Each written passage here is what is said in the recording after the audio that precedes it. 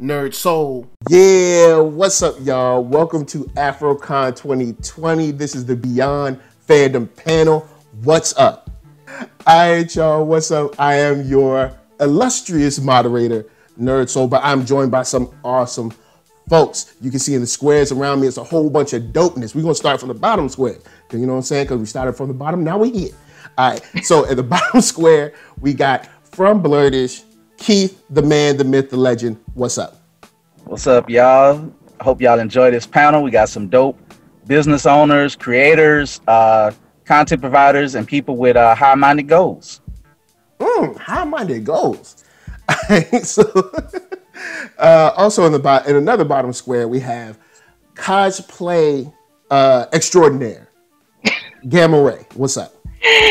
Hey, appreciative of that introduction. Thank you. You are too kind. As you said, it's your girl, Gamma Ray Cosplay. Lawyer by day, cosplayer by night, but a geek always. And also the other one part of the Geeked Up podcast. Here bringing you more geekiness and dopeness. All right. And of course, right here, dope woman in IT, gaming, all that stuff. Look, if you want to get your tech on, holla at her. Leslie Moore, what's up? Hi, Leslie Moore. I am with Get Rec Tech Support. It's a safe space for women who love IT and gaming, and it's a way we can come in and we can have our own fun. It's a non-boys club here. No boys allowed. You know no boys allowed. And last but not least, you know him, you love him. He's lazy, he's a nerd. He's also archery Olympic champion 2018 and 19. Lazy nerd right here. Yo, what up? As he mentioned, I'm Lazy Nerds. I am my own print shop, art shop. It's a one-stop shop. We do customs, we do our own stuff. We get it out to the people. We love the people. Come check us out. And he's a podcaster now too. Got to throw that title in. Yeah. Oh yeah. It's so new to me. All right, this is what's up. So to get it started, this is Beyond Fandom. I'm gonna throw it to Keith first because idea came from you. Why Beyond Fandom? Beyond Fandom, it came to me because everybody on this panel, believe it or not, I have collaborated with, done something with, and we're also independent. You know, we're not from, I guess you could say, the usual hot spots of geekdom. You know, we're not from, say, New York. We're not from Atlanta. I mean, Mike out there in, Los Angeles, he out there with the big boys in Hollywood.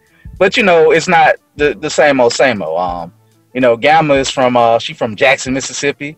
A lot of us, at least 3 of us went to HBCUs. 3 of us went to Southern University. Gamma, she went there for a law degree. And, I just wanted to basically hone in on people who are why they chose to go into their businesses in this, in this fandom atmosphere, to kind of pinpoint that a little bit more and just to show people like, hey, you don't have to be from, the typical places. Just start something. If you want to create an idea, start it, do it to the best of your abilities, and we'll just talk about that. All right, cool. Now, with that, might as well go on and tee you up first. Got Blerd-ish, you and your partner, of course, Mark Dub, part man, part thug ain't here. But why did you start Blerd-ish? Like, you could just, you could be sitting at home doing nothing. Why don't you go to college? You know what I'm saying? Why? Well, I did. I started I did, and you still sometimes in these corona timelines and these ups and downs of recessions and stuff, sometimes you might need another business. You might need another way of income, that's passive or could be direct if the world blow up, maybe somebody still might want to buy comics or something. But excuse me. But basically we started because me and Mark, we both love comics. We both love, animation. I love anime more than he do. We're a little older. I'm almost in the 40 plus club. Mark is in the 40 plus club. So we We know the stuff back there when Atari 26 was out there and the old Nintendo and all that. So it's been a part of our life, since we, been around. So even before the word blurred or anime was created, we were into some of it. So it's just, how can, everybody got an opinion, but you see some stuff on Facebook or Twitter and it's like, do these people even read? Do y'all even know what y'all talking about? Or it's always some weird stuff, or it's just kind of trashy. And it's like, it don't always have to be that way. You can be your own, you can have your own way to geek out. You have your own way to be a nerd or whatever. Or blurred. I personally like to use the word blurred because I always like to represent my blackness no matter what. Be yourself. It's okay. And there's more than one way to do it. So, why not start a podcast? You can start a podcast for free most of the time. You can put as much money as you want into it, but there's ways to do it. No money. You can start out, get your voice heard. Maybe people like what you got to say. And maybe, and I'm joking, but maybe if you are that trashy person, find your trash if you're that type of person. There's levels to it for all type of ways to do it. And and just to kind of, I guess, to gloss on my history a little bit, and then, we kind of fell into becoming comic book distribution via 133 Art and Jason Reeves. He was like, hey, sell my books for me. And the first person who actually asked was actually Greg Anderson Elsie. He was the first person who actually come up with the idea. It didn't happen. He was supposed to possibly come to the Mid-City Microcon. He wasn't able to attend, but he literally is the first person who asked. Then Jason followed suit. Jason came to the event, and I'm like, sure. I said, I don't know if this is gonna work. Hey, selling comic books at a pop-up. I said, I ain't got nothing to do. And I've been doing it for I ain't got nothing to do. years. But that's dope. That's what's up. That's what's up. Sure. That's what's up, and we've talked offline a couple of times about how important your role has become in just this short time as far as like being a distributor for comics in times where larger companies gave it up for a while. They was like, look, we ain't distributed nothing. Look, Diamond distributed, and excuse me if my phone dropped, it says stop charging, so if I bump off, skip everybody else, be back. Spotlight. But basically, yeah, it's like, when the big companies stop, the little guy can still move because he's nimble. Nothing is stopping me. Diamond ain't stopping me. I don't have warehouses. Ain't nobody stopping you. Nobody stopped me, son. But I'm the warehouse. I'm the store. I'm transportation. I'm the middleman. I'm the advertising agency. I'm the banker as well. So I'm your one-stop processing shop. And I'm an online store thanks to one of our guests here and yourself, too. Yes. So, and that's just the definition of distribution and of distribution. How can you get this book to somebody's hand? And can you do it efficiently and to make a profit? And with that said, speaking of your store, Blerdish.com, amazing website. The young lady right here, who I'm gonna jump to, Beyond Fandom. Why tech? Why the focus of just like making sure women are taken care of in tech and gaming and stuff like that? What fueled that passion for you? What started it for me was I've been a gamer since I was about 4 years old, and I love video games. But all I had around me were my male cousins, and we get on the game. We play all the time, and my friends who were girls, they were like, "Oh, you like video games? We're not really into that." I'm like, "Cool, that's you, but I like games." And I've always been kind of a geek. I loved computers since maybe about 12 or 13 years old. My dad got me my first computer, and he told me if it breaks, you out of luck, because I can't afford another one. So that taught me how to fix it. So I got me into the hardware side, and then when I attended Southern, I went into programming, and I loved it. It's a lot of problem solving. And throughout the course of my career in the IT field, I noticed there's a major underrepresentation of women. I'm like, okay, I might be the only woman in the room, let alone the only Black person. And I've noticed that just all facets of IT, hardware and software side, because I've also been a software tester. I'm in Shreveport now, but when I was in Baton Rouge, it was the same way. And came to Shreveport as a software tester. Out of 10, 11 testers, 2 female, only black female. So the disparity has always been there. And even just being if you notice, most women who like IT usually are also into video games as well, because technology is fun. So I joined an all-girl gamer group on Facebook called the Athena Alliance. Shout out to the Athena Alliance. Word. They are some hardcore gamers that'll give some dudes some run for their money. It's real in there. It's real. It is real fun too. And one morning I saw a post that said somebody was about to get off the game to go to work and explain to people why they can't have super admin rights. And I'm like, okay, she does IT stuff too. And the post became flooded with other women saying, yeah, I'm in IT and I like gaming and I don't understand. And I'm like, all right. Explain why you can't have super, because you can't. Because you don't need them. Trust me, not everybody needs super admin rights. Lord help us. But it gave me the idea. I'm like, why isn't there somewhere on the internet for women who like IT and like gaming? Why can't we find all the information we need for both? And I said, I'm like, okay, I've been in the IT field over 15 years. And I've got books, videos, all kinds of content that I'm just sitting on. I've got almost a terabyte drive of just info on IT. And I'm like, okay, I own all these books. I had to search all over the internet for all these books. Why can't they all just be in one place? That's easier to find. And I'm like, okay, if I can't find it, I'm gonna make it myself. So I did. Dope. GetRecTechSupport.com, and you can find all the free info you want. It's all free. I'm not asking for nothing but donations if you want to give them. You know what I'm saying? Put $1 in the bucket.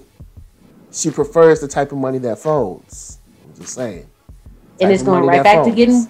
It's going right back to get more information so I can share it with more women. I'm not keeping none of it. It's all literally just one big circle. Dope. So moving on right here, Mr. Lazy Nerd, podcasting. You know what I'm saying? Out there printing. Why did you feel the necessity? What kind of got you started in this? I kind of got started in the nerddom part on accident. I grew up as a nerd. I used to game 24/7, 365. But went up to Florida to go for music because I am a musician. I'm on hiatus right now, a real big hiatus. Look, hey, I understand. I understand about the hiatus. It's all good. Or the more better term now is sabbatical. I'm on sabbatical. Oh, okay. But yeah, I went up to Florida to go pursue music, get me a degree in music business. I graduated. I'm the type of person, I was like, well, I don't know what type of job I need to, do or work for. So I couldn't figure it out. I was like, as a musician, merchandise is super important to the musician, especially in this time where CD sales is not like as big as it was like in the 90s or whatever. So I was like, yeah, why not make my own merch company so I don't have to go to third parties? And when you usually go to third parties, there's always a minimum. There's a lot to put up front. I was like, well, if I start my own printing company, I can keep everything in-house. My profit margins would be higher. So that's why I kind of got into that. I was like, okay, I'll start doing this. Then I started doing it for companies just so I could pay the bills. And then one day I went to a convention, bumped into my friends that are also artists, and saw that they were doing the convention scene selling their art. I was like, oh, this is an option? And it spiraled down to like a 6-7 year journey of me doing conventions into more recently getting to Mall, Louisiana. Me having the warehouse here too. I don't know. It's I blinked and I had a whole company, a whole printing company at that. I got started with one super small printing machine that can only do one t-shirt at a time in 4 colors to now having 2 print machines that can do 6 color each. an embroidery machine, now a podcast because of the pandemic. It's crazy. But his name is Lazy Nerds. What is lazy about this man? Nothing. I work so hard so like when I get old, I can be as lazy as I want to. Yo, that's what's up. You know what I'm saying? Gotta plan for that future. Gotta be like, yo, man, I'm gonna be so lazy when I get old. Can't wait. I'm putting in my hours so my kids don't have to. Yo, look, you telling the truth on that one. You know what I'm saying? Hashtag leaving stuff for your kids. They better take care of me too. No nursing home. Yeah, you know what I'm saying? Don't have me up in there. Don't have me up in there in the nursing home, man. Eating rotten mashed potatoes with his teeth falling out. There's always gonna be like some mean orderly that's like trying to beat you down and like. If you're gonna put me in a nursing home, it better be one that you built out of my money. And I got this huge theater screen where I'm playing all my games and chilling. And I got pizza and barbecue. So in other words, you want your own one at your house. Yes, I want a haven. Brother will be using up that senior discount though. Like, don't sleep. Brother gonna be on that senior discount like I used to be on the college discount. I'll be like, I'm over 60. I'll need that senior ticket. Last but not least, like I said, cosplay extraordinaire. You're a lawyer, so during the day, all right. So during the day, you're out there like, objection. You can't handle the truth. You know what I'm saying? So why switch it up and be like, you know what? I'm gonna go cosplay. Yeah. So like you said, definitely lawyer by day. More on the government side. So I don't see the money that folds as much as I would like, but definitely good benefits and so forth. But no, reason cosplaying came about, it actually,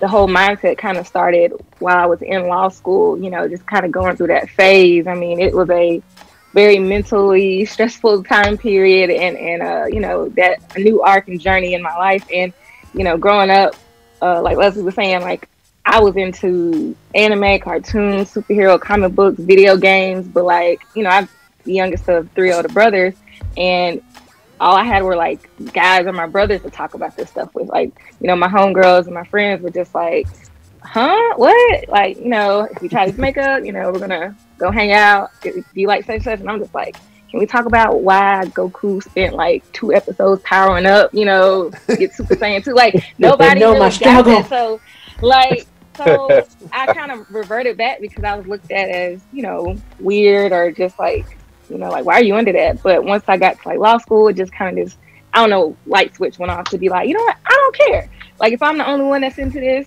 fine. If I'm the only Black girl that's into this stuff, fine. Like, if I'm going to be weird, like it or love it.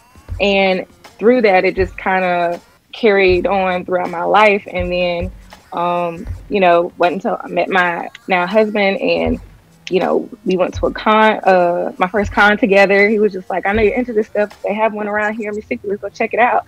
And I went, and I was just like, oh my gosh, there are people that look like me around here that are dressed up in like some of my favorite, my favorite characters. And, they're into this stuff too. And I was just so fascinated. And then I just got the con bug that bit me. I'm going to conventions, and I took it up to the next level, went to Dragon Con, and I'm seeing people making, 7 foot, 8 foot tall transformers out of like cardboard and like workout foam mat. And I'm just like, oh my gosh, this creative expression and being able to really just kind of be free and, explore like however you want to dress and look.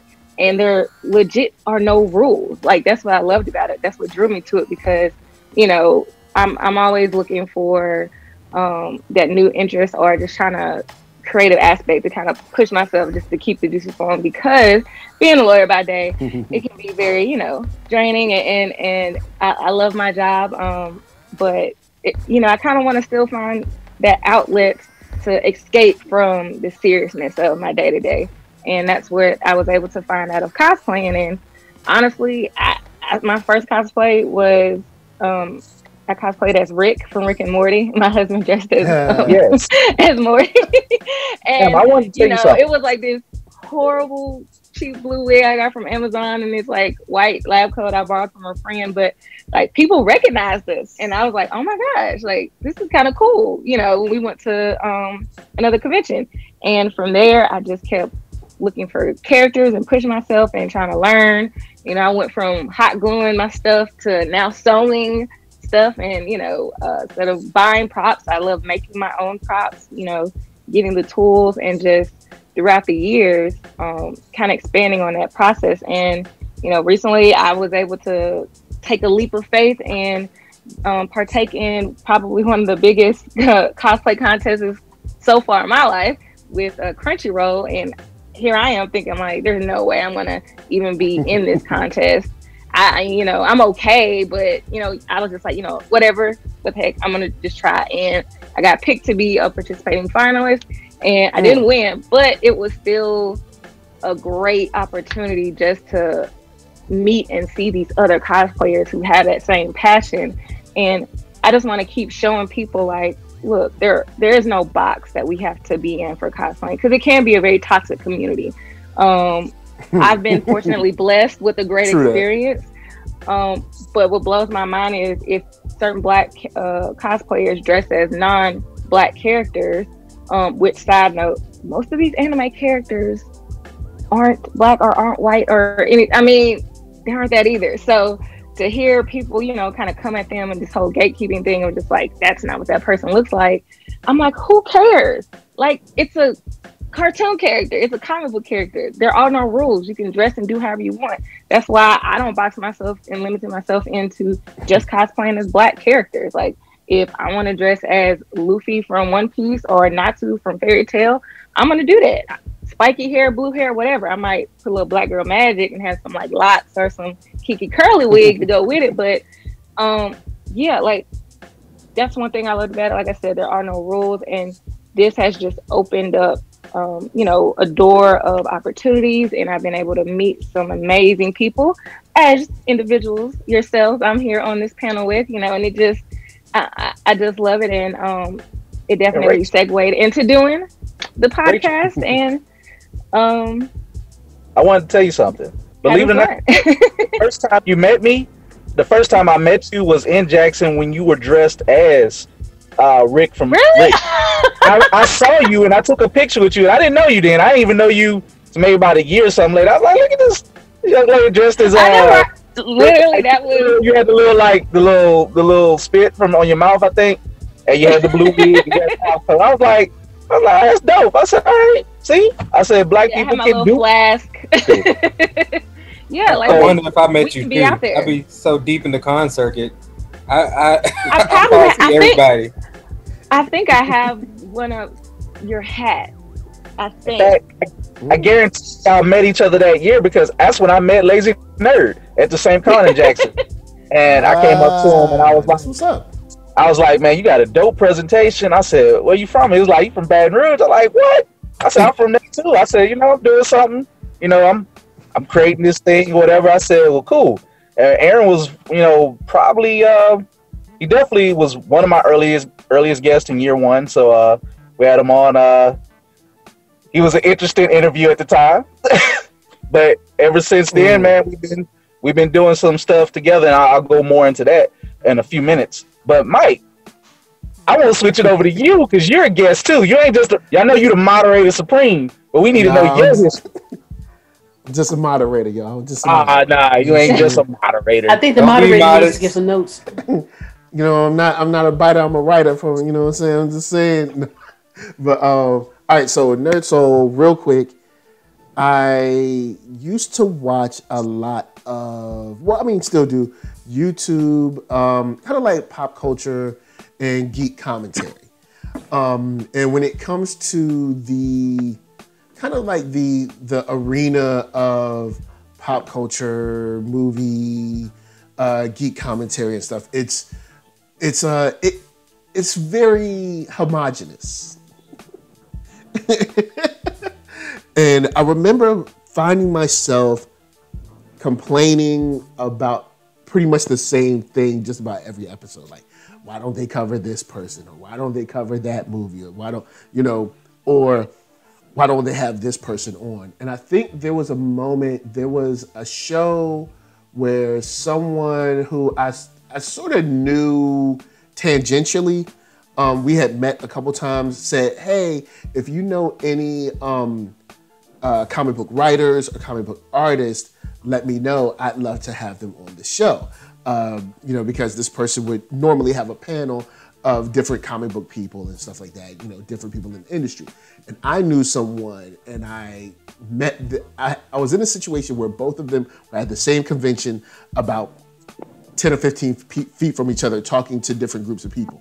So I went and grabbed person A, went to person B, said, hey, person B has a show. How you doing? I watch the show all the time. I really enjoy it. This person has won this award, this award, this award. They're a comic book writer. They're super dope. You should definitely have them on. And that person was like, yeah, cool, whatever. I'll, get them on, this, that, and the third. And I continued to watch that show. And week after week, not the person that I brought to him, or not that person that even looks like the person that I brought on. And the show remained very homogenous and very had a very similar color palette every week. So I was like, you know what? I was like, look, I'm doing all this complaining. I need to stop complaining and start making some stuff. And ever since then, I've been on that NERDSoul. I've been on that NERDSoul train, shining the light on films that don't get a lot of love, shining light on a lot of artists that just aren't, people ain't, giving no shine. They're out there doing it, like 133 Art, putting on events like Rent Party that we got coming in Halloween. Just like, a lot of things where I'm like, hey, a lot of people want to talk about this stuff, don't really have a place to talk about it. Because either the algorithm is pushing it down, or, they think, you might think like, hey, there's no people like us that are talking about it. I still find people today that say, black people make comic books, which is like weird to me, because I'm like, yeah, there's like tons of people, they've been making them forever. Like, black people have been in the comic book industry for quite some time. We wrote poetry back in the 1800s or whatever, way back when. Of course we write comics. Yeah, it's like, so it's just weird. And then similar to Gamma and Leslie point, I was blessed to be surrounded by, young ladies, I guess, at that time that were playing games all the time. Like we would play Nintendo, and we'd go outside and, play, soccer or whatever, or, football or whatever it was. Like, we just, like, I ain't gonna front to this day. Shay, you know what I'm saying? I want my rematch on Dr. Mario. Right? I'm just saying, you beat me when I was young. Can you do it again? But nah, I always played, video games with guys and girls. So it was same here. I guess at least I was, I guess, lucky to not grow up in this world where I guess women weren't playing video games, or women weren't like reading comics or something like that. Now, I did know the very, girly girls, because that is a thing, but I kind of grew up around both. I grew up around very girly girls, and I grew up around girls that were like playing with Ninja Turtles. You know what I'm saying? I think we're anomaly down in the South. So, I feel like, well, down here it's the case of, oh yeah, in the South, you're going to find the tomboys real quick, because either you had a bunch of boy cousins, or you had brothers, and it was either get like them or get left behind real quick. Yeah, cause see, I'm a little bit further north. I'm from Virginia, so I'm a little further north. You know what I'm saying? You wasn't in the most ignorant part of the South. Yeah. But moving on, I want to toss this to everybody real quick. We are in different, of course, Beyond Fandom, we are in kind of the parts of the industry that aren't seen as much, or doing like some things behind the scenes, and also having products in the forefront. What are you guys doing? And this is kind of to the floor. What are you guys doing, or how are you guys staying, I guess you could say, energized, and what are you doing to stand out? Go ahead.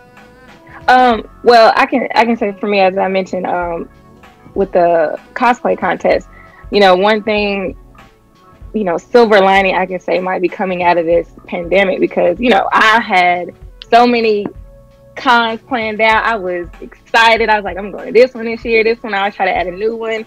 I was like, I can't wait. DragonCon again. Going to BlerdCon DC. Like, all this stuff was mapped out. I'm going to do these panels, so forth. But due to the pandemic, I was like, gotta stay home. It's a wrap. I ain't going nowhere. But everything's now going to that virtual aspect, and that actually is opening up more opportunities, because you don't have to try to buy a ticket, fly anywhere, hotel stay, so you have all these cons that are doing cosplay contests. At least for me, I'm allowed to do multiple, simultaneously, because I'm not, overwhelmed with trying to, and financially trying to spend money to figure out how I'm going to attend this one and this one. It's a matter of, properly documenting your process, taking nice, crisp pictures, creating a portfolio, and then like shooting it off. And some of them want a video, so they can kind of see your personality and like the full layout of your cosplay. So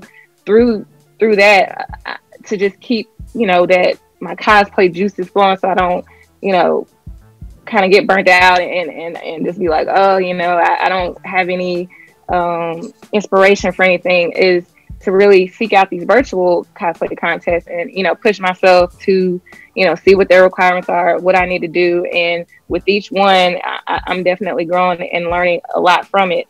And also, just another reminder, which I think we're all able to kind of speak on this, is that it's fun. Like, to me, I don't look at cosplaying or doing the podcast as like a job. Like, when you're doing something with sincerity and you're genuine about it for the right reasons, and you're not trying to do it for the purpose of, let me see how many likes I can get, let me see how many followers I can get. I'm only doing this for, to go viral or whatever. Yeah, doing it for the gram, versus like, I genuinely put my heart and soul in this cosplay. I love it. I'm proud of it. I just want to share that with the world, like it or love it.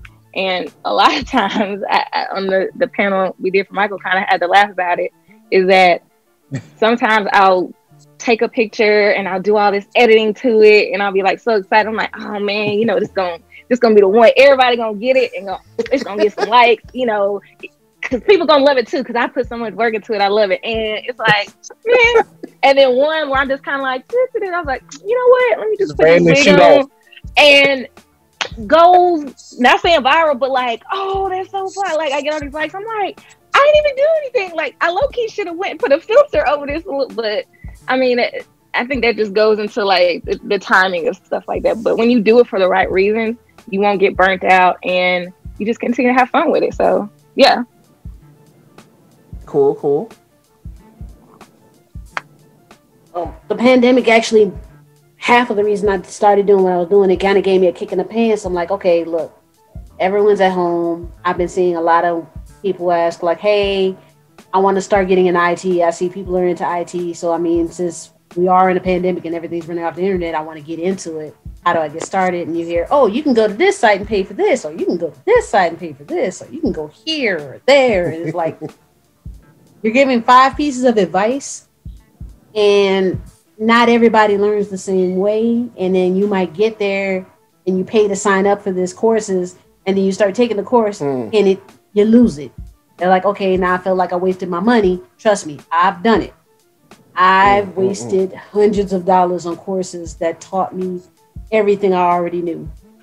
But it drove me. That's and I'm like, a whole nother panel. How courses like, you're like, I'm sitting there like, what? Why do I feel like somebody gave me something better for free? Right. And I'm like, you know what? I'm at least give like YouTube. Right. I'm actually gonna branch out into that later. I got some stuff in the works in the background for that, and might be podcasting myself later. Right now, I'm just focusing on, hey, I've got these books. I've got books from Hackett. I've got books for Dummies series. I've got certification courses. I've got all this I've paid money for, and it's just sitting here collecting dust. I'm like, okay, here you go. Here's a website. You want to get into being an influencer? Here's a bunch of books that'll teach you to work with Twitch, YouTube, building your brand. Cool. How much for it? Nothing. You like it, you like it. You don't, you don't. You didn't pay anything for it. All the thing, just pay attention. That's all I ask. It's like, I'm not going to sit here and charge you $10, $15, $20 for something that you may or may not even like. Get it for free. If you like it, if it works for you, that's great. If not, if it helps you get a job, even better. Pay it forward. It goes. Like, it's like, I'm just trying to help women, especially since we're so underrepresented in the IT field and in the gaming industry. And I want to see more women there. I want to see us, because the more of us get into these fields, that fight for equal pay becomes a whole lot easier. It's like, you can't say, well, you can't get equal pay. There's not as many of y'all. Okay. All right. That's not even a logical argument, though. At all. You would be surprised. It's not, but you would be surprised. It's like, hold on, what? So, I mean, you just heard old boy from Wells Fargo just recently, right? And that's my problem. It's just so hard to find. It's like you're there, and then there's just as many women who are into video games, anime, manga, IT, geeky stuff that aren't honest with themselves. They're like, I like it, but I don't want other people to know. Okay, learn about it. Get better at it. Women of color, even I've noticed we are out there in this blurred culture and like community. Like, we aren't an anomaly like I thought growing up, and that's even more reason why I want to be in the forefront or as visual as possible, because I feel like there's little black girls that were my age thinking like I'm by myself, I'm weird, but when they see us, people like me and Leslie, they're just like, oh, so I'm not alone. Like, y'all are out there and y'all do other things. And so, yeah, I think that's just very important to highlight. Especially, and that's another reason why I said I'm giving everything away. I want them to be able to make their own decisions.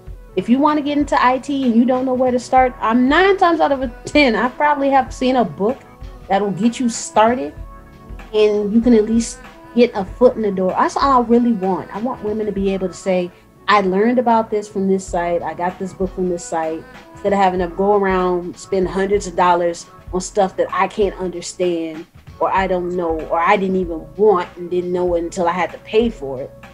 I want them to find the information they need and not have to pay an arm and a leg like I did. I'm trying to make things easier because I've done all that. I spent 15 years trying to find footing and trying to understand what I wanted to do. And I'm trying to just make it easier so it'll be easier for women to get in these fields. In fact, hopefully, if things continue to grow, I want to actually have an all-female game design studio where women who want to make their own games, I want to give them a platform to launch their games on. I don't have to go out here and search for it and have to pay me all these millions of dollars in fees and just like, okay, once the game starts to sell, you get this nice 45% out of everything else because everything goes to fees and licensing and all that. You got a game, it works. That joint be like a record contract. Right. I was just about to say TLC. Learn from what happened. Right. I'm trying to say, if a woman has a video game already fleshed out, ready to go, you need somewhere to advertise it. Listen to me. You can pay me the barest of minimum just to get it out there. If you start selling it, whatever you sell it for, that's your money. I'm not trying to be the next great capitalist. I'm trying to help women get a foothold somewhere in an industry that doesn't allow us. What up? Lazy Nerd. Operating, in the capacity of sort of in front and behind the scenes, where do you find it most, where do you find it most troublesome to operate when you're like facing, of course, like the consumer? Is it harder behind the scenes, or is it harder on like podcast or a camera to kind of reach beyond just like, hey, this is kind of like lazy nerd, or this is like, oh, this is something not only like a brand, but something that's very important as well? I'm not sure if I completely get the question. Dumb it down for me a little bit. All right.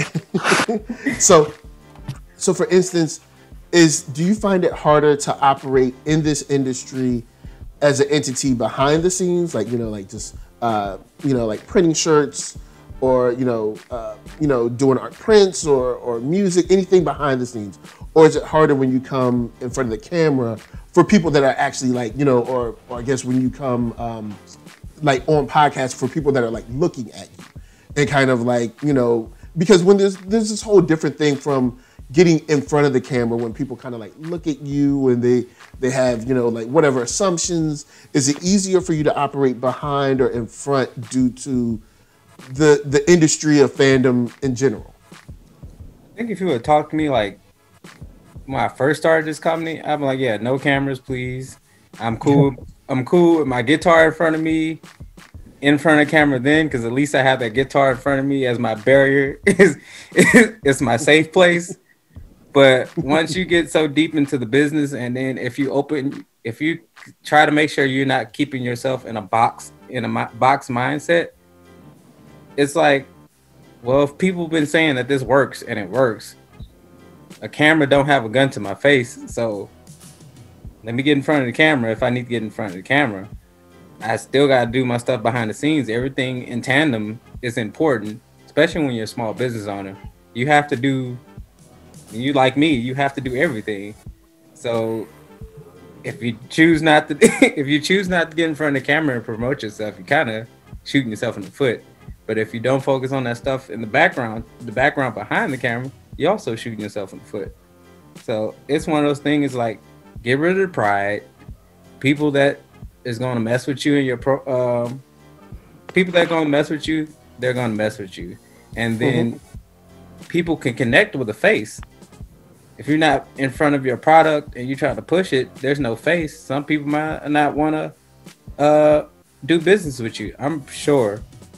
Just because people then talk to me and hang out with me and they like my vibe, that's why I've gotten as far as I've gotten. So sometimes you just gotta, it's uncomfortable, but starting a business is uncomfortable. Doing new things is uncomfortable. Anything that's worth doing is going to be uncomfortable at first before you get good at it. So take a leap of faith and get good at it. Good. I like that you brought up the pride. Keith, can you speak to that? And then I guess after Keith, I'll open it up to the floor. Speak a little bit about kind of like pride in as much as like your work, and kind of like either swallowing your pride or setting your pride down for a second to be able to actually operate as a business, as an entrepreneur that you guys are. Man, ego, how much? Ego. Yeah, and the ego and all that. It goes a lot of ways, man. Some days you don't know what you're gonna get out of me. I mean, what you know what you're gonna get out of me is I'm trying to get from point A to point B. Some days you need to be a nice, sweet, gentle person, depending on who you're dealing with and what you're doing. Sometimes you gotta flex on some weirdos, man. Sometimes you gotta like, look, this is what I've been doing, and this is why I'm doing it. Go look at the receipts. And sometimes you try to be humble, and honestly, I do try to be a humble person. Like, as you know, Mike, kind of building up on what Aaron was saying, I never really cared to do camera. Not that I minded, I'm not that tech savvy. I don't have all that equipment. All I got is a phone, and a couple of things. But because of the pandemic, because of other things, I don't do YouTube, but you be like, hey man, come jump in on this topic. I'm like, you know what? Cool. It's a topic I know. I done talked about it. Why not? It's more things that get yourself out there. And I'm gonna briefly mention this. Sometimes there are some people out there who try to muddy the waters with your business name or even your own LLC or trademark. So honestly, put yourself out there, build your receipts, get on the internet, show your face sometimes. Locally, I don't have that problem because I'm the dude out there slinging comic books, everywhere. Like I've been from, New Orleans, Jackson, Lafayette, Mississippi, all around Baton Rouge. I just did a pop-up last Sunday, my first time at French Truck. I just did one at Scotlandville Scotlandville Market, right by our alma mater at Southern University. So I'm out here in these streets. But sometimes you got to go above and beyond. You got to do podcasts. If people who want to hear your voice, let them hear your opinion. Let them hear what you think. Let them hear your mind. And I kind of want to follow back on something that you said about in the pandemic time, because it's actually it relates to everybody on this panel that I've had some type of collaboration throughout this pandemic. First off, my friend Aaron here in Baton Rouge, lately you have seen me and him together on this table life, because there aren't any cons, and he always does a lot of cons around the country. I can only do a few in the region because got to come home, do things, and I work on weekends, so it's not as easy for me to attend cons in a normal time frame. But I would always try to do a lot of small stuff, fairs, events, occasions, or whatever, where I can sell people's products. So we've been collaborating together. I collaborate on his podcast. He came on mine. I come on yours all the time. I just collaborated with Gamma. Leslie has done my website and has pounded the heck out of me to get more savvy in some tech stuff. And she built my online Get shop. him, Leslie. Yeah, she did. I get on her too sometimes. I'm like, I ain't doing it yet. I will do it, just not right now. but that's just how it is sometimes. Hashtag Leslie be right. Thank you.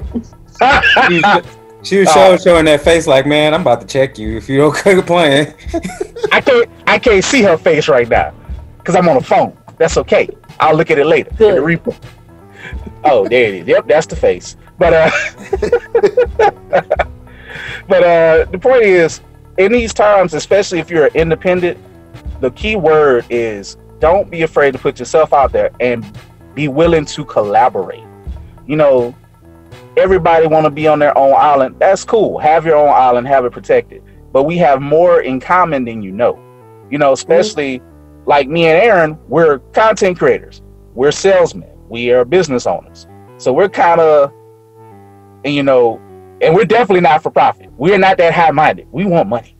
but hey, you got to look at where do each segments of your business, where does it fall? How can it help others? And I joke, but ultimately my platform, my Blerdish is a collaboration in itself between me, Mark. I collab with people in who are on my table. Like, we do consignment for books. Some books we buy wholesale and we sell it. So ultimately, everything that I've done from the beginning is a partnership and collaboration with other people to make it a thing. So be willing. You need to be open. You need to be flexible. You need to, be willing to be out there.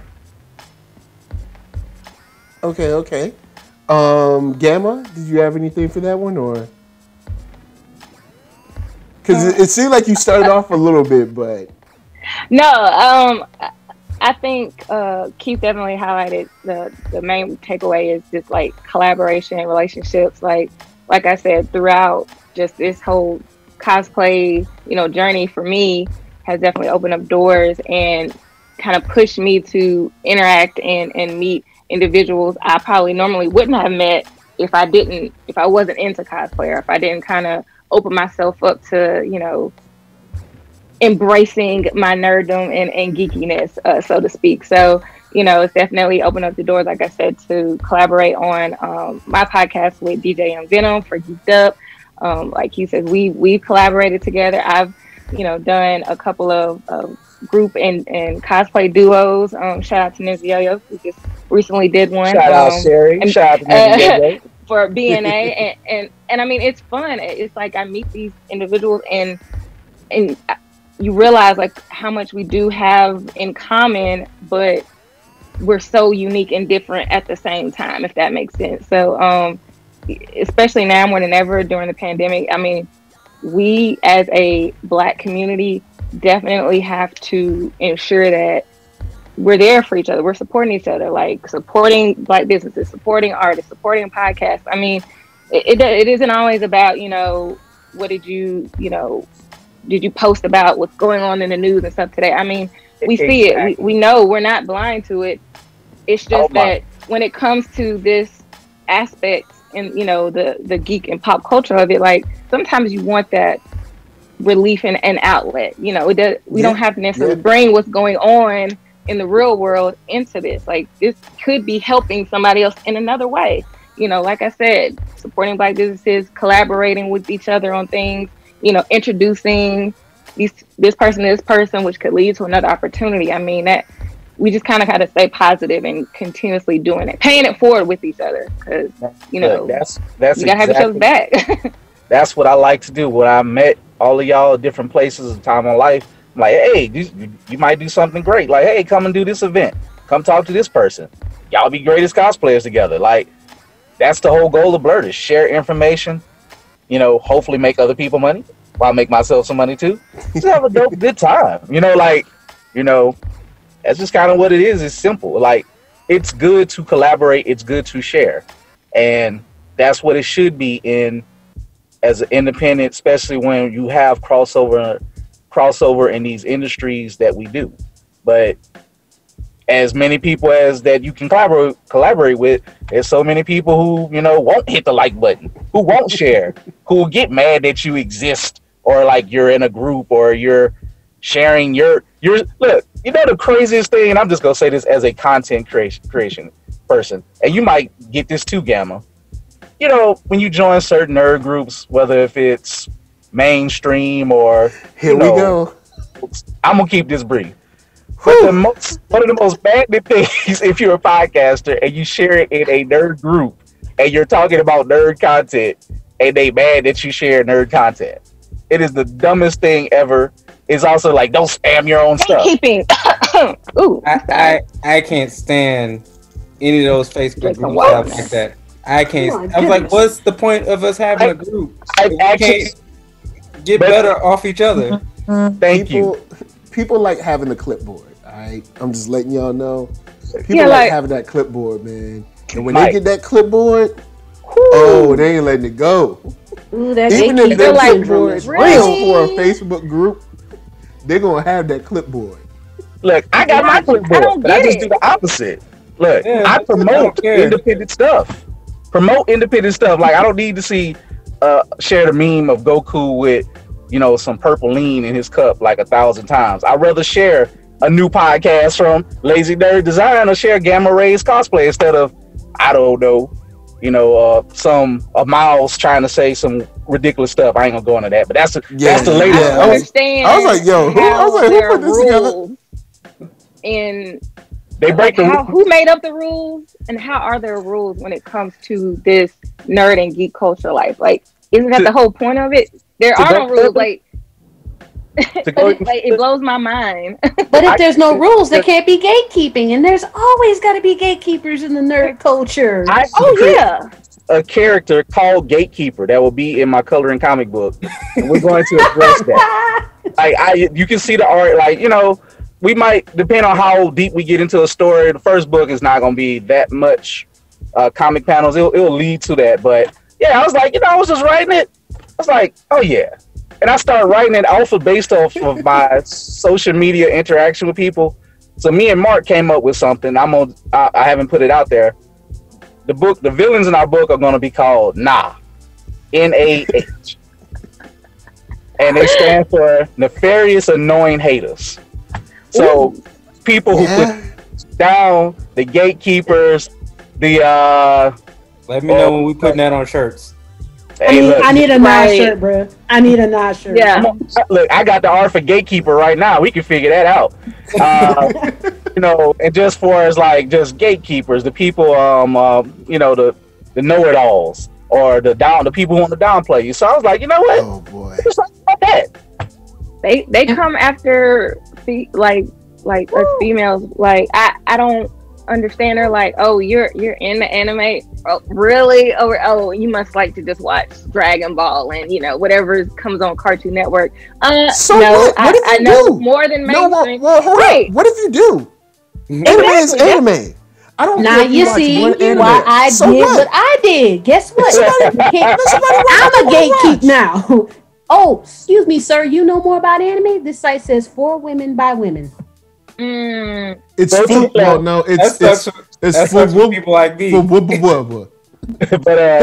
I just wanted to bring that up because I have experienced gatekeeping where people are like, don't spam your group. I'm like, you know what? Let me start my own groups. Well, I started a group on Facebook called like the Blerd Market. My rules are simple. Share, you must share something independent. You will not share those same memes in the other groups. They will be deleted. You must, I try to promote people who are actually selling their book, who are promoting the book, or share for somebody else. So other people can see it and maybe it rises to the top. And I celebrate it when somebody from the group be like, oh, you selling this? I like this. Let me support your Kickstarter. Cool. Like, I literally started this just for that purpose, kind of like what Leslie is doing, just a more general sense. That, like, especially if you have black comic books and you sell them. Come in there and promote it. Don't talk about Star Wars or what other billionaires do. Talk about your own stuff. Promote it. I respect people's rules. That's why I started my own. So, and that's why we all did it. But, I don't understand gatekeeping. I really don't. Now I admit, don't blow up people's spot. Don't spam too hard. Don't be a spam bot now. But that's always people call spamming. People call spamming. You share one thing that you create. You share one thing that you created. What is independently saying is they don't like you or they don't like what you post. That's what they're really saying. But you can't say that because if you say that, you sound like someone that I can't. It will go nowhere. Fully explain right now. So they have to say that you're spamming. That's why you got to go up and go left and go around them losers. But I just wanted to bring that up, and we all experienced it. Oh yeah. Yeah. So, Gamer, did you have something? No, I was about to say.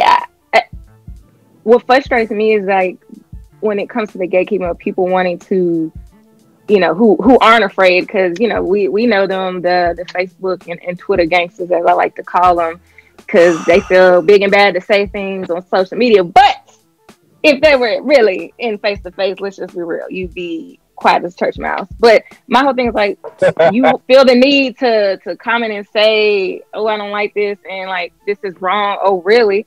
I'm like, if you don't like something, I don't know, why not try like ignoring it like the rest of us do? Just be like, oh, that's why I'm not feeling it.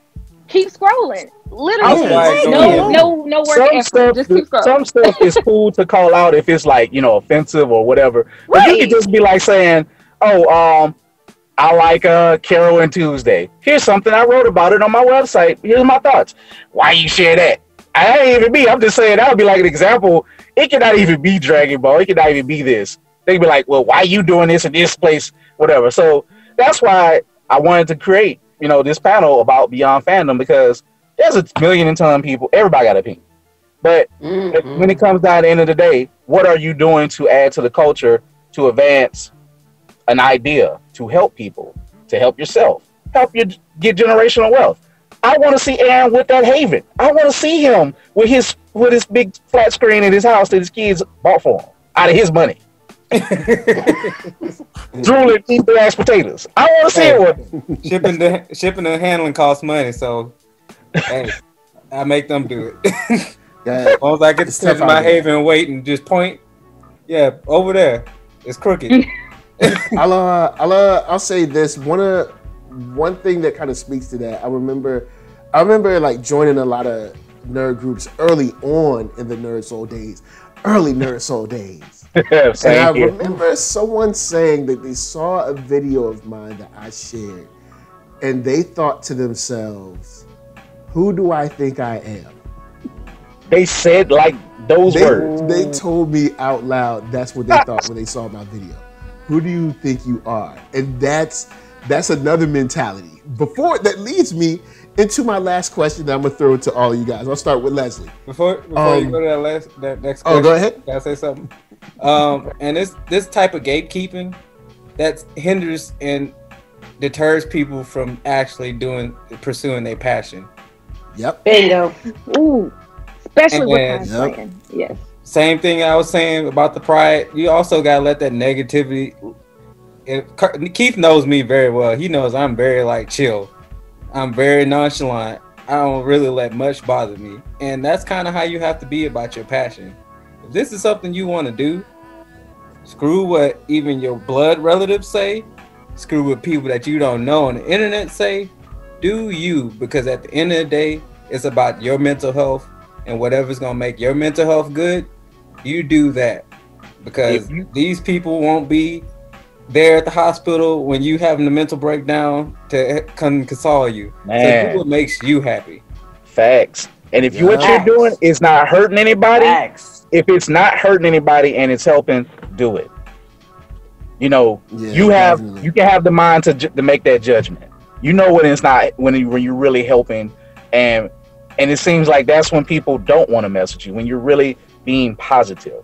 You know, and I joke about, you know, you could be, I ain't gonna go into it because we're keeping this family friendly, but there's levels of what you can do in these things, from the wildest person, and you can still be helpful, and you can still be helping others and be that wild child maniac out there, or you could be the most serene person, the most, you know, God-like Christian nerd out there, but you so stiff-minded and so stodgy and don't want to help and block people.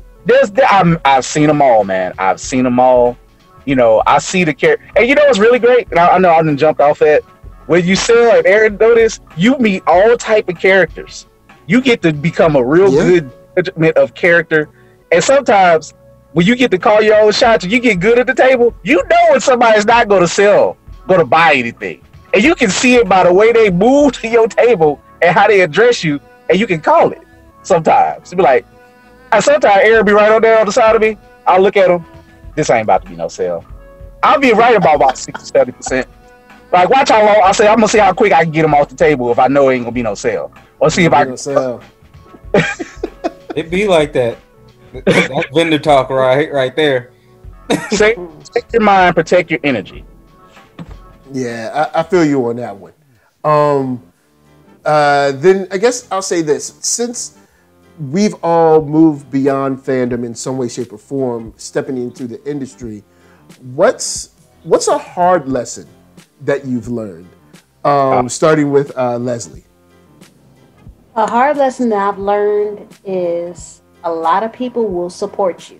They will tell you they're going to support you. They're going to tell you they like what you're doing, and they're going to be positive towards you. But in their same actions, you notice some differences. Like, you notice what they're trying to do, their motives seem a little off, especially when you're telling them you're not in this to make money.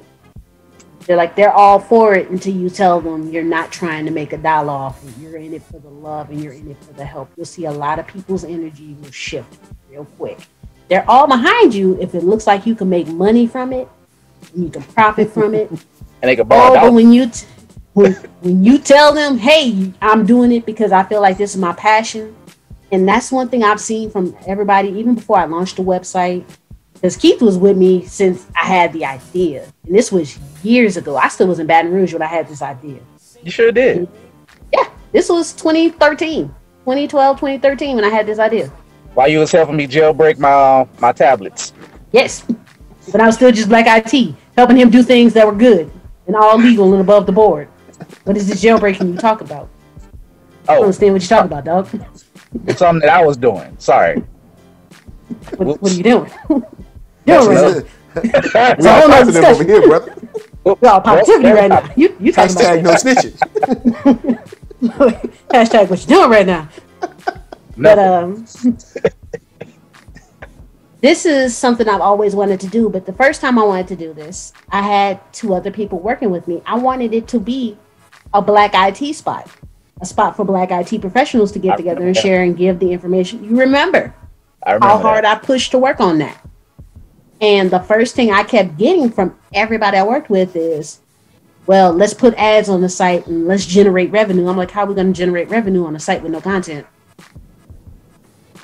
So you want to put an ad on the site, you're going to have more ads than you're going to have articles. How does that work? How, Sway? Wait, really? They try to have ads without Yes! Yes, that's why you think I stopped working on it. I gave it up. I'm like, y'all out for dollars. This makes no sense. How you gonna have a whole site full of ads in one article on Excel? How, Sway? How? That's why I walked away. That's why I walked away from the project, and that's why I gave up on it for a while. Good it decision. wasn't until best decision I ever made. Oh, different podcast. And I also switched my audience because I went to an audience that I knew would appreciate what I'm trying to do. Because women, we experience gatekeeping too. Yeah, I know you know.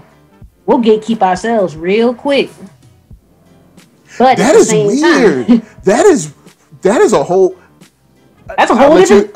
That's a whole other thing. That's a whole thing. I've noticed it, and I'm not a woman. I've noticed it, and I've been like, "This is weird." Like I've been at cons and been like, "Is this?" Gamma, you know exactly what I'm dealing with, especially. Like, is there something between y'all that I don't know about? The claws come out. Yes, real quick. Real talk. That's a whole different discussion for a whole nother time. Anywho. That's what I'm saying. It's a small part, though. It's not the whole part. It's not. It's there. It's there. It's very noticeable. And when it's there and it's noticeable, and it's always going to be there. But that's a whole different thing. But biggest thing was, if I'm telling everybody I'm doing this for the love and the helping people, and how many people change their mind about what I'm trying to do because I'm not trying to make a dollar from it. So capitalism is real in these streets. Even when you're trying to just help people. If you're saying you're taking their money that they're donating to you to help other people, some reason is like weird. They're like, that makes no sense. Why aren't you using my money to make more money? No, I'm using your money to get resources to help other people to learn to make money. Human capital. Right.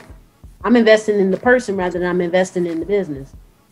And a lot of people they don't know how to deal with that, or they can't process the fact that I'm legitimately just want to help people because I love helping people. I've always been like that. And it's something that's always going to be there, but I've learned to accept it and I've learned to look past it. And if you want to help me, at least I'm telling you where your money's going. I'd rather be honest with you to your face than lie to you behind your back. Just being real. All right, okay. Lazy nerd. What's a hard lesson you've learned? That just because you're the hardest worker out there doesn't mean it's always going to equate to the best outcome. You still have to have a strategy and implement that strategy well. For this pandemic, I don't like to really say because how it can come off, but I am grateful that I had to take this break because it was definitely something that I needed. Because Keith knows, every weekend, man, I was gone. You be from Utah to Florida. I'm like in a truck. I'm like, what? I can co-sign you on that. Same here. Blessing in disguise, I had to say. I just got a mentor, and he went there and sat down with me on how many hours a week I was working. I was working like 80 hours a week. So I'm essentially doing the same thing, just because I have a full-time job, and then I'm still running this site too. Mm-hmm. And a mom. I feel you on that. and I have a 12-year-old gamer son. Oh yeah. So I'm going through puberty and all of this. With a boy. But yeah, I would say the hardest lesson I'm learning now is to efficiently use your energy. And just because you can outwork everybody does not mean you're going to get better outcome. You need to have a very good strategic plan on how to get the message out there to people, while also reserving your body. Once your body goes dead, you can't work anymore anyway. So you won. Yeah, so take some time to make sure your body's healthy, your mental's healthy, and make good strategic plans on how to get your message out there. All right, cool. Gamma? For me, it's kind of two-part. First part is when it comes to cosplaying, the first hard lesson I would say that I had to learn was that not everybody's gonna get it with your cosplay. Not everybody's gonna necessarily like it. Even people who love you to death and would probably give you their right arm, they're gonna love you, but they might look at you and be like, what is this? Okay. I mean, and you have to know that that is not a result or essentially means that the work that you put into your cosplay is a reflection of that. There's just some people out there who's just not supportive or not going to get it, but that's fine if you pushed and did what you wanted, and you can look in the mirror and be like, you know what, I'm happy with this cosplay, regardless if you got it from Party City, online, commission, made it yourself, got it through some clothes from a thrift store, out your own closet. If you can walk away and be like, I'm proud of this, I know what I'm doing, cool, that is dope, love that. And the second part is acknowledging that you really have to invest in yourself. If you want to reach a certain goal, you know, like I said, my first cosplay, I had a cheap Amazon wig and a little white lab coat, and I was looking at these other cosplayers. I'm like, they got on armor, this got a whole like homemade kimono, and you know, swords and weapons and props and everything like that. Like, I want that, but I can't, you know, half do the work and, you know, not really invest and kind of get cheap stuff here and there. That's fine for practice. You know, you don't want to spend hundreds of dollars on something and you don't even know if you're going to like doing it in the end.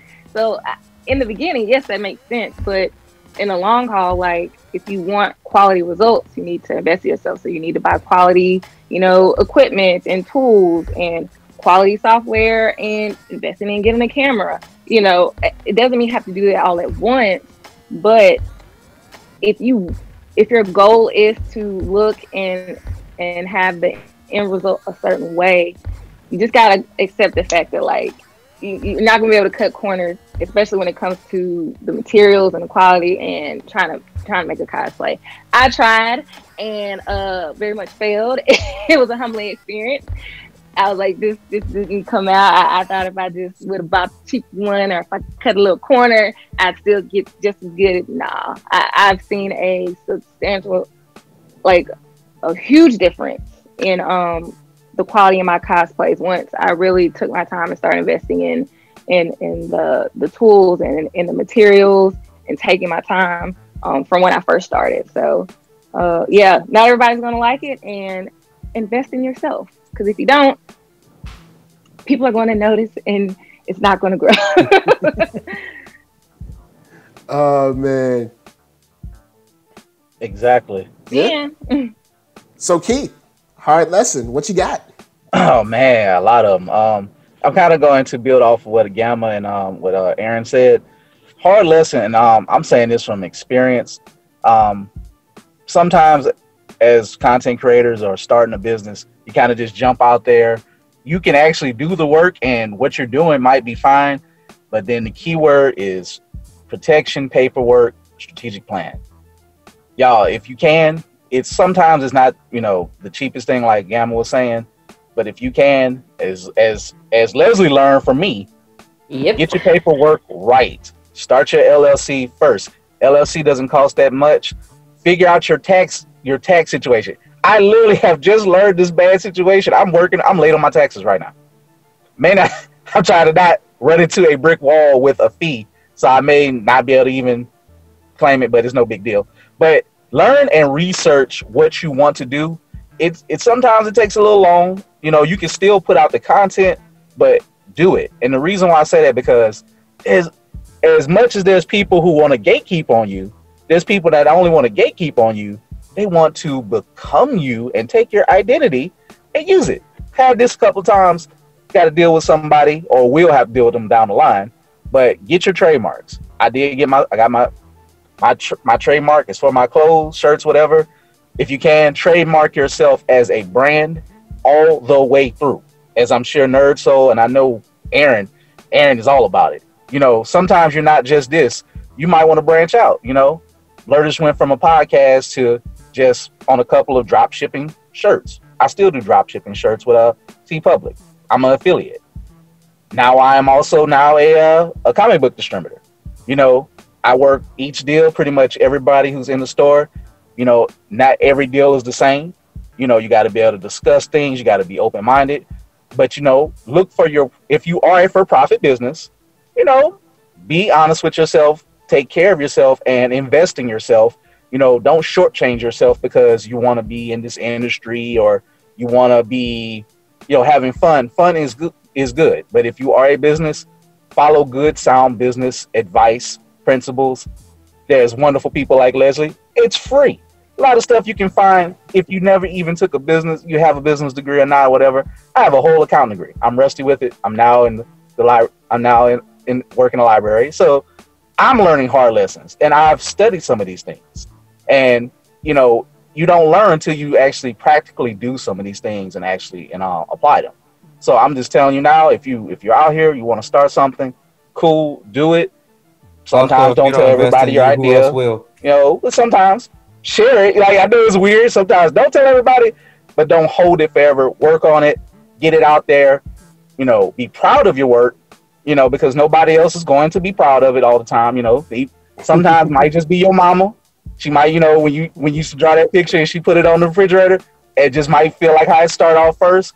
But then you might run into, you know, a fellow person like Aaron. You might run into a Leslie, and you might get to start working with these great people. You might run into a Gamma and start building a collab and do anime reviews about BNA. Or you might run into a NERDSoul, and you might better jump in and talk about the pistol shrimp on a power review. So, you know, one thing is like everybody loves the pistol shrimp. Everybody like it. He burns everything up. He got that fire.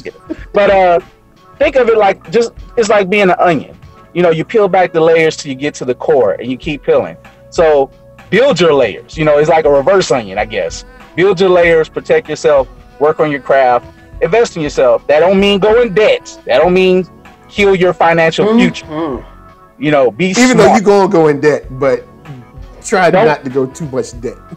Don't do more than what your day job will allow you to do, and then build upon as you build your levels. Don't be ridiculous out here. Don't listen to generic gatekeeper who ain't got $1 to their name and fronting out there like they got it, and then you ain't got it. Then they gonna laugh at you. Work on your brand, work on your quality, keep putting your stuff out, keep being dope, keep working hard. Word up. I guess for me, I'll say to wrap it all, the hardest lesson I learned is, and this was early on, is do not compare yourself to other people. Yeah. As you start to move and operate in the industry, you'll notice these people that you thought were living this or having this or doing that, faking it. Man, grass ain't always greener. Man, Tribe Called Quest got that song said all this is fantasy. There's a whole lot of fantasy out there. You see photos on what Instagram, what they do, or Facebook, or you seeing stuff on Twitter. It's fantasy. Stay focused on your mission. Know what your mission is. Stay focused on it. Don't worry about whether they're a big company, middle-sized company, an independent creator, whatever, you know what I'm saying, or whatever, you know, industry you're in. Just focus on your goal and keep going. Do not compare yourself to other people. One, it'll drive you crazy, and two, you're probably comparing yourself to something that ain't even real in the first place. So, with that said, right here we got Lazy Nerd. Tell them where they can find you. Lazy Nerd Designs, pretty much all across the board. Facebook, Instagram, Twitter, now YouTube. We've actually started putting stuff on YouTube, the podcast things. So pretty much any important social media platform besides Snapchat, it's Lazy Nerds Design. That's where you can find me. And he's a Twitch affiliate. Shout out to you being a Twitch affiliate. Oh yeah, I forgot about that. Yeah. That's what's up. And then right here we have Leslie Moore. What's up? Get Rec Tech Support. You can find me on Facebook, Get Rec Tech Support, on Instagram, Get Rec Tech Support, Twitter, Rec Tech Sup. And I'm gonna actually be starting a YouTube channel relatively down the line when I get a better camera. And I'm gonna start taking some of the content that I have and starting creating lesson plans for people who want to get into things. So visual learners, I'm going to work with y'all too. I need to subscribe. Yeah, it's getting there soon. And down the line, I'm also going to do a podcast called Tech Talks with a Mom. So it's going to be, you get to hear more about adventures with me dealing with IT, the work that I do. Currently, I'm an on-site support specialist. Do it the COVID-19 community testing. So I go around with the nurses when they go throughout the community, and I'm their IT support on site to make sure the computers work so we can get these people tested.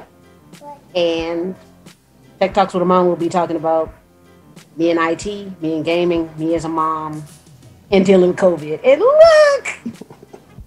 NERDSoulite shout out to Leslie for being on the front line. NERDSoulite say, y'all go finish this without me, boy. I've been on the front lines since March. Been on the front line since March. I thank you.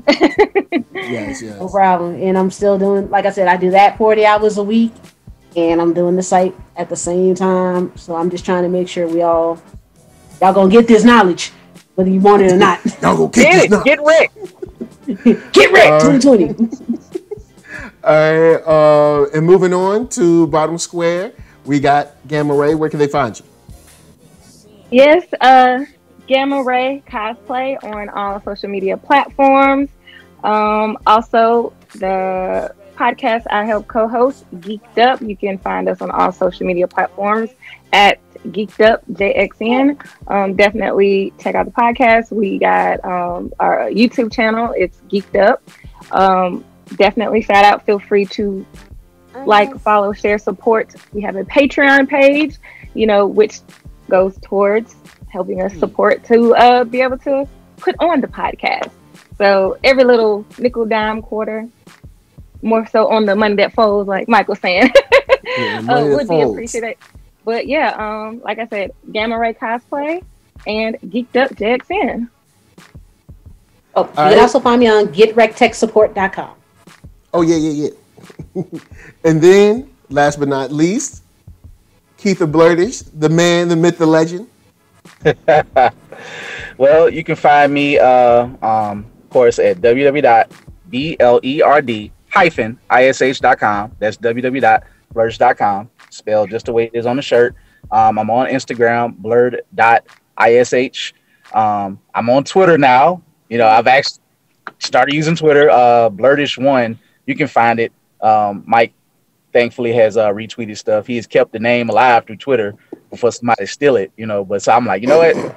Let me go out there and start doing more with it on Twitter. So I'm on all social media. Of course, Facebook, Keith Cooper.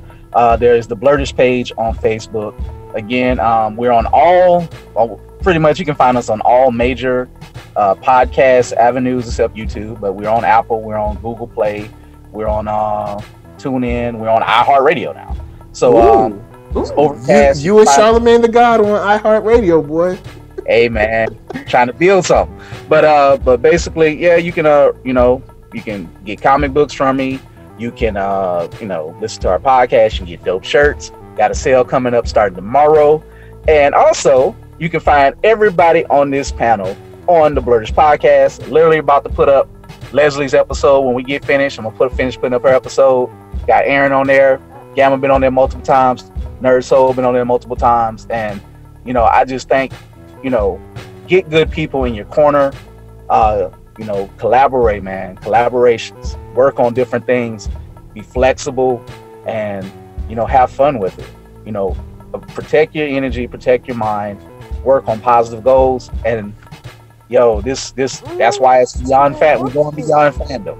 We trying to build something out here. This was up.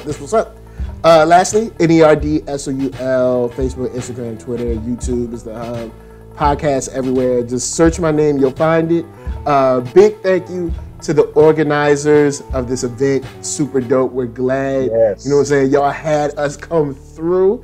This is, of course, is the Beyond Fandom Panel. From us to you, we're saying thanks for watching and peace. Peace. Thanks, everybody. Bye. Thanks, everybody. Bye.